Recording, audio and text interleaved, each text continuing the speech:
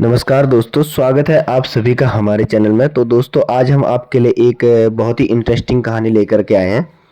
दोस्तों, समुद्र मंथन एक अत्यंत महत्वपूर्ण पौराणिक घटना है जिसमें अमृत की प्राप्ति के लिए देवताओं और दैत्यों ने मिलकर समुद्र का मंथन किया था। आइए विस्तार से जानते हैं समुद्र मंथन की कथा, उसका कारण और परिणाम।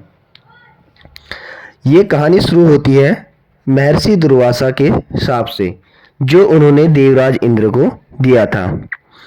महर्षि दुर्वासा भगवान विष्णु के ही अंशावतार थे और अपने क्रोध के लिए प्रसिद्ध थे।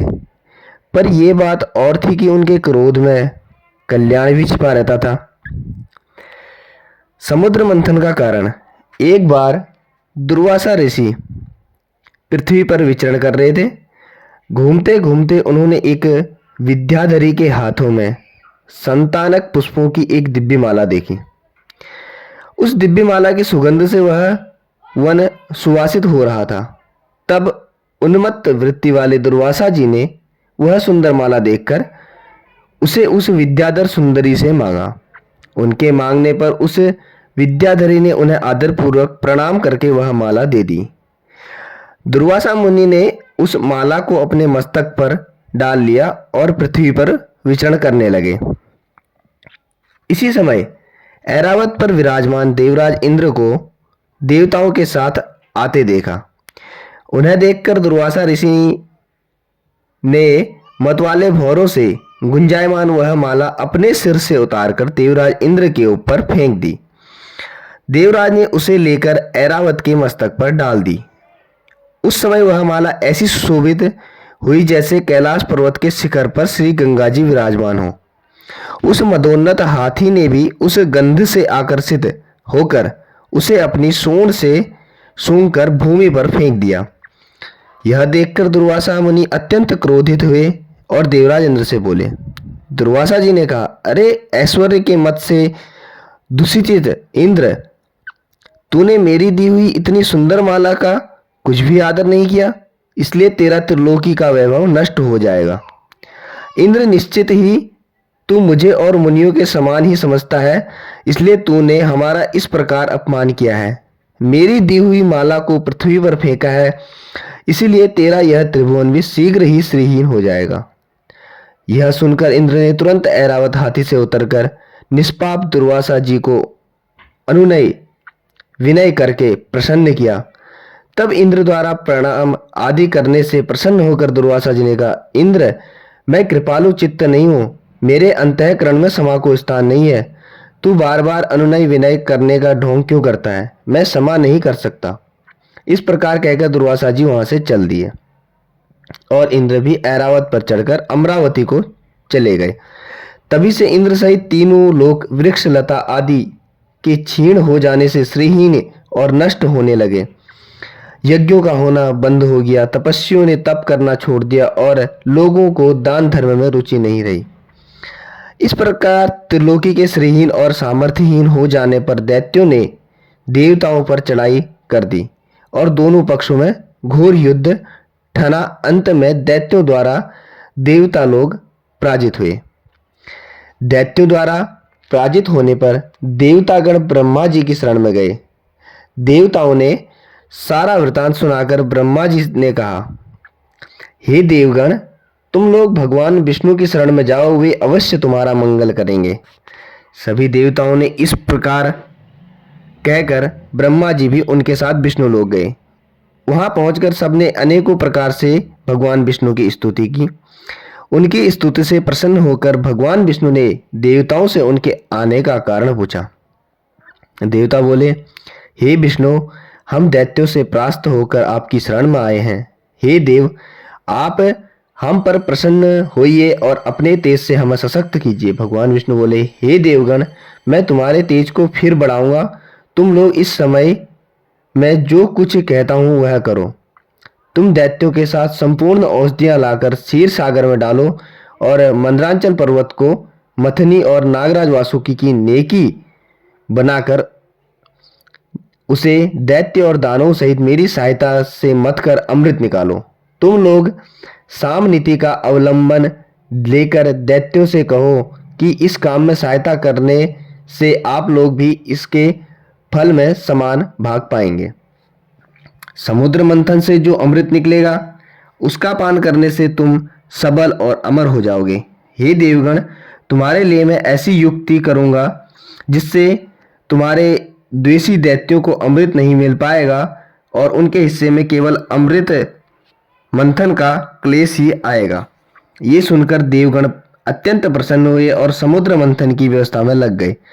सबसे पहले उन्होंने असुरों को इस कार्य में सहायता करने के लिए राजी किया। अमृत पाने के लालच में असुर सहायता के लिए तैयार हो गए। देव, दानव और दैत्यों ने अनेक प्रकार की औषधियां लाकर क्षीर सागर के जल में डाला। उन्होंने मंदरांचल को मथनी तथा नागराज वासुकी को नेकी बनाकर बड़े वेग से अमृत मंथन आरंभ किया। भगवान ने जिस ओर वासुकी की पूंछ थी उस ओर देवताओं को तथा जिस ओर मुख था उस ओर दैत्यों को नियुक्त किया। महातेजस्वी वासुकी के मुख से निकले हुए श्वासाग्नि से झुलसकर सभी दैत्यगण निस्तेज हो गए। उसी श्वास वायु से विषिक्त हुए मेघों के वासुकी के पूंछ की ओर बरसते रहने से देवता गणों की शक्ति बढ़ती गई। अब बात करते हैं भगवान विष्णु का कूर्म अवतार। स्वयं भगवान विष्णु ने कछुए का रूप धारण करके मंदरांचल पर्वत को अपनी पीठ पर रखा ताकि मथनी स्थिर रहे और समुद्र में डूब न जाए। भगवान विष्णु के इस अवतार को कूर्म अवतार कहा जाता है, जो कि उनके 10 अवतारों में से एक है। वे ही चक्र गदाधर भगवान अपने एक अन्य रूप से देवताओं में और अन्य रूप से दैत्यों में मिलकर नागराज को खींचने लगे। उन्होंने एक अन्य विशाल रूप से जो देवताओं और दैत्यों को दिखाई नहीं देता था, ऊपर से मंदरांचल पर्वत को दबा रखा था। श्री हरि अपने तेज से नागराज वासुकी में बल का संचार करते थे और अन्य तेज से देवताओं का बल बढ़ा रहे थे। इसी प्रकार समुद्र मंथन का कार्य सुचारू रूप से चलने लगा था। समुद्र मंथन से निकला विष। समुद्र मंथन से सबसे पहले कालकूट नामक विष निकला, जिसे देखकर समस्त देवता, दैत्य तथा मुनिगण चिंतित हो गए, क्योंकि कालकूट विष पूरे संसार का नाश कर सकता था। तब उन सब ने भगवान शिव से रक्षा की विनती की। भक्तवत्सल भगवान शिव ने संसार की रक्षा के लिए उस कालकूट विष को अपने कंठ में धारण किया।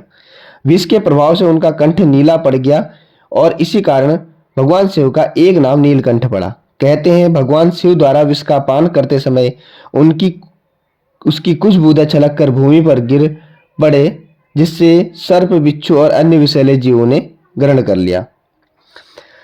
समुद्र मंथन से जो 14 रत्न निकले वो कुछ इस प्रकार थे। समुद्र मंथन से कुल 14 रत्न निकले, जिन्हें देवता और दानवों ने आपस में बांट लिया। इन 14 रत्नों के नाम इस प्रकार हैं। कालकूट विष। समुद्र मंथन में सबसे पहले कालकूट विष निकला, जिसकी ज्वाला अत्यंत तीव्र थी। तब सृष्टि की रक्षा के लिए भगवान शिव ने हलाहल को अपने कंठ में धारण किया। कामधेनु गाय। गौ माता को कामधेनु भी कहा जाता है। कामधेनु यज्ञ में सहायक थी, इसलिए इसे ऋषियों को दे दिया गया। तीसरे नंबर पर था उच्चैश्रवा। समुद्र मंथन से उच्चैश्रवा नामक घोड़ा निकला, जो मन की गति से चलता था। इसे दैत्यों के राजा बलि ने रख लिया। ऐरावत हाथी। ऐरावत हाथी इंद्र का वाहन है। वह सफेद रंग का और अत्यंत सुंदर था। कल्प वृक्ष। यह स्वर्ग का वृक्ष है जो सभी इच्छाओं को पूर्ण करने वाला था।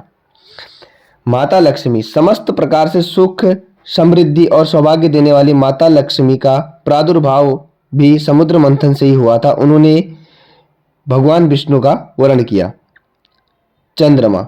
चंद्रमा को जल का कारक ग्रह माना जाता है। चंद्रमा की उत्पत्ति भी समुद्र मंथन से हुई, जिसे भगवान शंकर ने अपने मस्तक पर धारण किया। 8वें नंबर पर है शंख। शंख को विजय का प्रतीक माना जाता है। हिंदू धर्म में शंख का बहुत अधिक महत्व है। कौस्तुभ मणि। समुद्र मंथन से निकले इस दुर्लभ मणि को भगवान विष्णु ने धारण किया। 10वें नंबर पर है अप्सरा। समुद्र मंथन से अप्सराएं निकली, जो अत्यंत सुंदर और मन भावन थी। रंभा देवलोक की प्रमुख अप्सराओं में से एक थी। 11 नंबर पर है वारुणी। ये एक प्रकार की मदिरा थी, जिसे दानवों ने रख लिया। 12 नंबर पर आती है पारिजात। पारिजात या हर श्रृंगार को स्वर्ग का फूल भी कहते हैं। यह भी समुद्र मंथन से निकला था। भगवान शिव को इसके फूल अत्यंत प्रिय हैं। 13 नंबर पर है भगवान धन्वंतरी। धन्वंतरी देवताओं के चिकित्सक भी थे। इन्हें आयुर्वेद का जनक भी माना जाता है।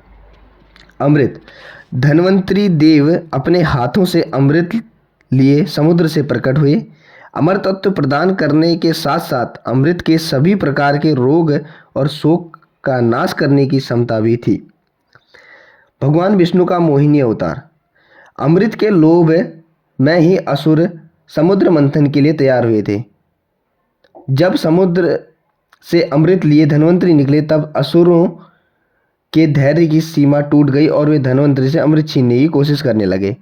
धन्वंतरी से अमृत छीनने के बाद अपने तमोगुण प्रधान स्वभाव के कारण असुर आपस में ही अमृत पहले पीने के लिए लड़ने लगे, पर कोई भी अमृत पी नहीं सका। ये देखकर देवताओं ने भगवान विष्णु से सहायता का अनुरोध किया। तब भगवान विष्णु बोले कि असुरों का अमृत पान करके अमर तत्व प्राप्त करना सृष्टि के लिए भी हितकारी नहीं है। ये कहकर भगवान विष्णु ने मोहिनी रूप धारण किया, जो सब प्रकार के स्त्रियोचित गुणों से परिपूर्ण थी। भगवान विष्णु के इस अवतार को मोहिनी अवतार भी कहते हैं। मोहिनी रूप धारण करके भगवान असुरों के बीच चले गए। असुरों ने ऐसा रूप लावण्य पहले नहीं देखा था, तो सबके सब भगवान की माया से मोहित हो गए। तब मोहिनी ने कहा कि आप सब लोग व्यर्थ ही झगड़ रहे हैं, मैं इस अमृत को देवताओं और दैत्यों में बराबर बांट देती हूँ। इस प्रकार उन्होंने 2 पंक्ति बनवाई और दैत्यों की और दूसरी तरफ देवताओं की, और छल से अमृत सिर्फ देवताओं को ही पिलाने लगी।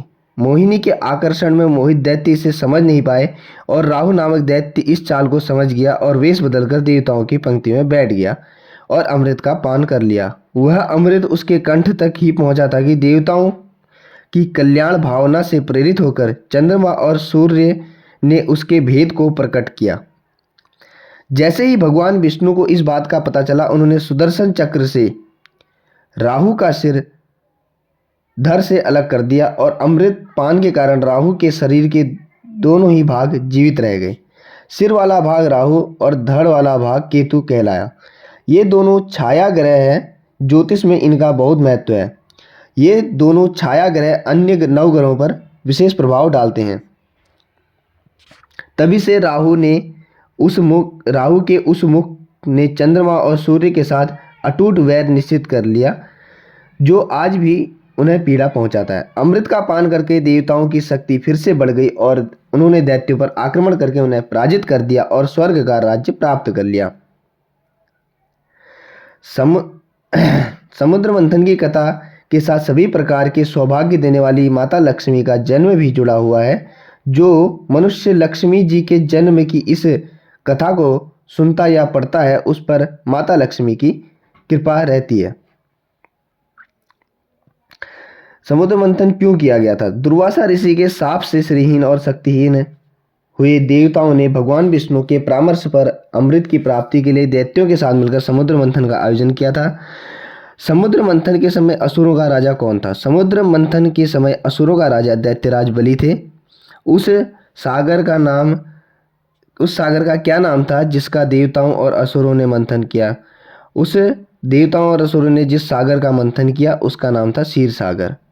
तो दोस्तों, आपको ये समुद्र मंथन की कथा कैसी लगी आप हमें कमेंट सेक्शन में बताएं, और अगर वीडियो अच्छी लगी हो तो लाइक शेयर सब्सक्राइब जरूर कर देना। इसी प्रकार आगे भी अगर आपको किसी और विषय की जानकारी चाहिए हो तो आप मुझे कमेंट सेक्शन में बता सकते हैं। धन्यवाद।